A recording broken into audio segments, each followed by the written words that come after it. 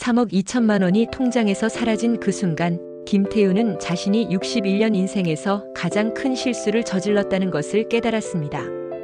32년간 성실히 일해온 공기업 부장에서 하루아침에 빚더미에 앉은 실패자가 되어버린 그의 이야기가 지금 시작됩니다. 과연 그는 이 절망의 터널에서 빠져나올 수 있을까요? 이 이야기가 궁금하시다면 구독과 좋아요 부탁드립니다. 2019년 12월 서울 구로구에 있는 중견 공기업 사무실에서 태우는 마지막 업무를 정리하고 있었습니다. 기획팀 부장으로 32년을 근무한 그에게 회사는 명예퇴직을 제안했습니다. 잠깐만, 아직 일할 수 있는데 왜 벌써 그만두라는 거지? 하지만 퇴직금 2억 원과 위로금 7천만 원을 보니 마음이 흔들렸습니다.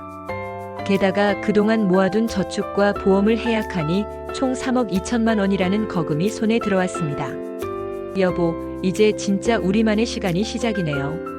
아내 순이는 환한 미소로 말했습니다. 태훈도 처음엔 은퇴 생활이 나쁘지 않다고 생각했습니다. 매일 아침 7시에 일어나 근처 공원을 산책하고 오후엔 도서관에서 책을 읽었습니다.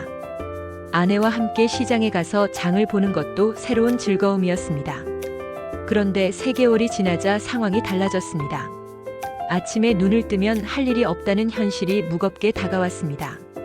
나는 더 이상 필요 없는 사람일까? 태우는 거울 속 자신을 보며 중얼거렸습니다.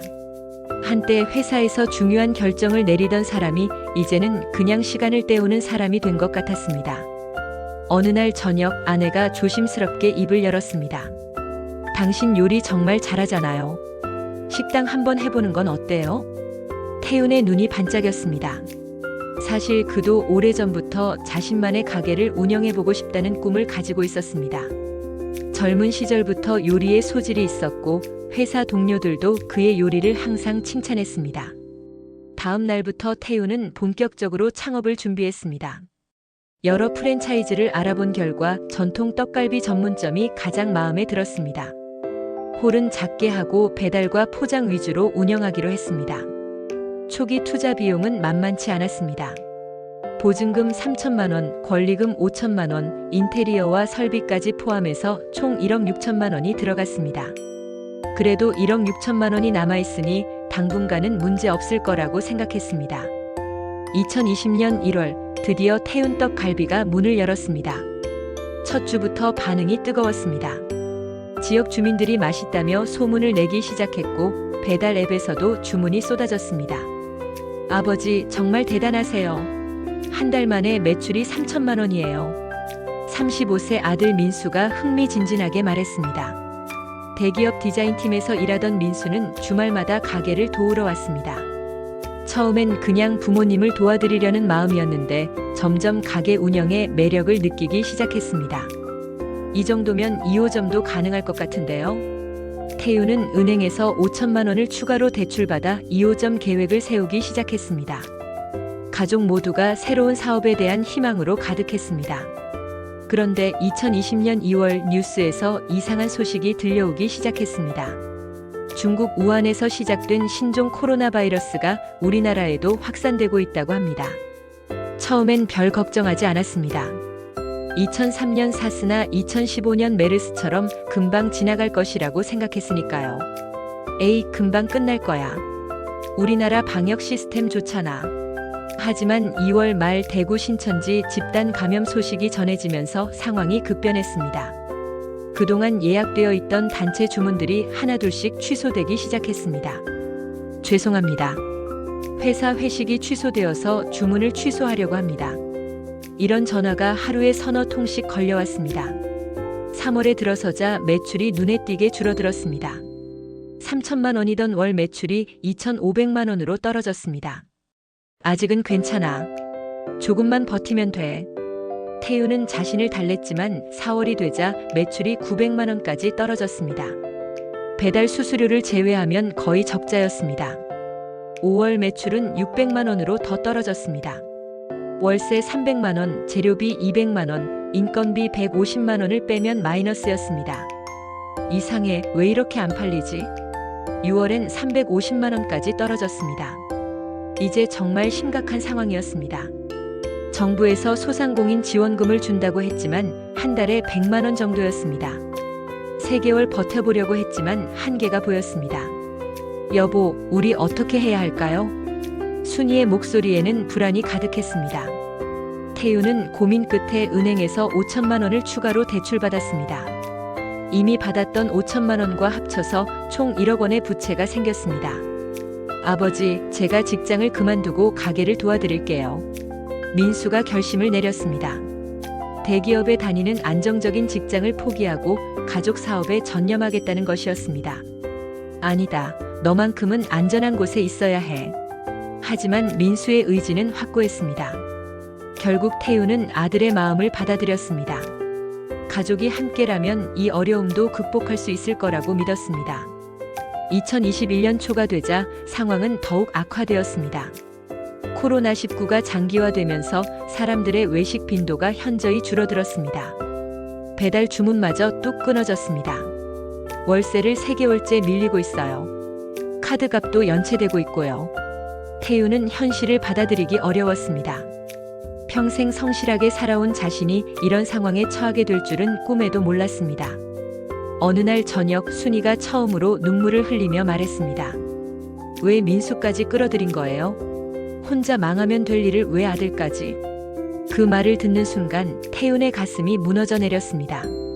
아내의 원망 섞인 목소리가 가슴을 후벼 팠습니다. 그날 밤 태윤은 가슴 통증을 느끼며 응급실로 실려갔습니다. 스트레스성 협심증입니다. 약을 꾸준히 드셔야 해요. 의사의 말을 들으며 태윤은 자신이 얼마나 큰 무리를 해왔는지 깨달았습니다. 결국 가게 문을 닫기로 결정했습니다. 하지만 빚은 1억 5천만 원이나 남아 있었습니다. 자녀들 적금을 깨야겠어요. 순이가 떨리는 목소리로 말했습니다.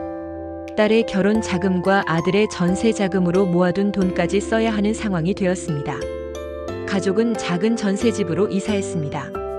넓은 아파트에서 좁은 빌라로 옮기는 것이 처음엔 서러웠지만 가족이 함께 있다는 것만으로도 위안이 되었습니다. 민수는 다시 취업 준비를 시작했고 대학생인 딸 지영이는 알바를 시작했습니다. 태우는 생계를 위해 여러 일을 시작했습니다. 밤에는 대리운전을, 새벽에는 택배 분류 작업을, 오전에는 청소 일을, 오후에는 건설 현장 보조 일을 했습니다. 하루 4시간에서 5시간 정도밖에 잠을 잘 수 없었지만 일이 있다는 것 자체가 감사했습니다. 아저씨, 정말 열심히 사시네요. 동네 건설 현장에서 함께 일하는 30대 청년이 말했습니다. 그 말을 들으며 태우는 자신이 여전히 누군가에게 도움이 되는 사람이라는 것을 느꼈습니다. 몇 달이 지나자 태우는 자신의 과거를 돌아보게 되었습니다. 안정적인 직장에만 의존하며 살아온 자신이 갑작스러운 변화에 제대로 대처하지 못했다는 것을 인정했습니다. 내가 너무 욕심을 부렸나? 하지만 동시에 깨달은 것이 있었습니다. 실패는 누구에게나 올 수 있는 일이고 도움을 받는 것은 부끄러운 일이 아니라는 것이었습니다. 아빠, 괜찮아요. 우리 가족이잖아요. 지영이가 알바에서 돌아와 지친 아버지를 위로했습니다. 그 순간 태우는 돈보다 소중한 것이 무엇인지 깨달았습니다.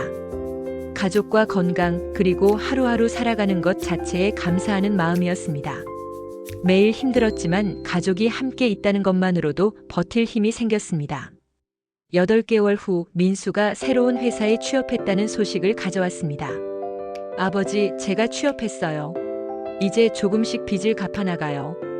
태윤의 눈에서 눈물이 흘렀습니다. 아들이 자신 때문에 겪었던 고생이 헛되지 않았다는 생각이 들었습니다.